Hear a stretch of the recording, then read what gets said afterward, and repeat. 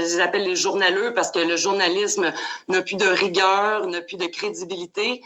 Puis ceux qui non seulement sont brainwashés, mais que supposément par peur de perdre la vie, rient de notre désir d'être libre, c'est-à-dire de vivre normalement.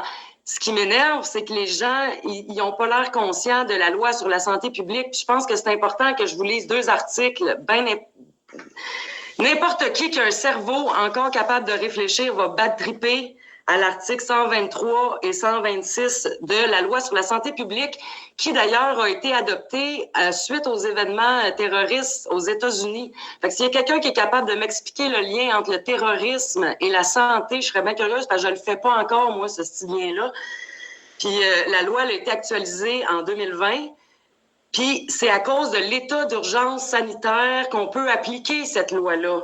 Fait que no wonder pourquoi on est encore 9 mois plus tard en état d'urgence sanitaire, c'est pour se servir de cette loi-là. Je vais mettre le lien en dessous de ton live après.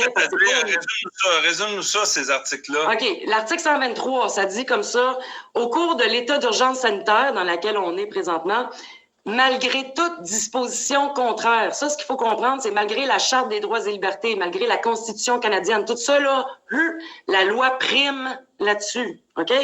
Fait que malgré toute disposition contraire, le gouvernement peut, sans délai et sans formalité, pour protéger la santé de la population qui peut guérir à plus de 99% avec un système immunitaire en bonne santé, là, ordonner la vaccination obligatoire à toute la population.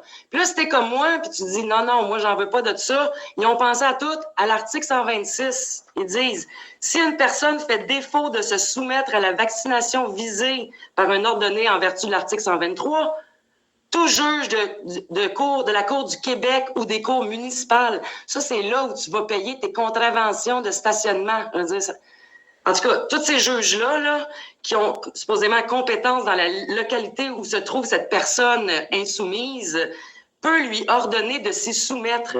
Et le juge peut, en outre, s'il a des motifs sérieux de croire que cette personne ne s'y soumettra pas, on est-tu écœuré de l'entendre, ce petit verbe-là, se soumettre? Soyez docile. En tout cas, si le juge, il juge que, bon, il y a des motifs sérieux de voir que la personne ne va pas se soumettre, et qu'il est d'avis que la protection de la santé publique le justifie, il peut ordonner que cette personne soit conduite à un endroit précis pour y être vaccinée. Il n'y a pas d'arc-en-ciel ici, là. Ça va être brutal. Tu comprends? Ça a été écrit quand, ça? Tu me parles à l'époque des tours? Ça, la loi est née, c'est une loi québécoise là, qui est née après le 11 septembre 2001. Elle a été actualisée, comme par hasard, en 2020. C'est une vraie joke. Mais c'est pas une joke, c'est pas drôle pantoute. Là, tu sais, les masques à limite, là, mais là, on est rendu à un autre niveau. Moi, ça fait... Parce que les gens qui sont nouveaux dans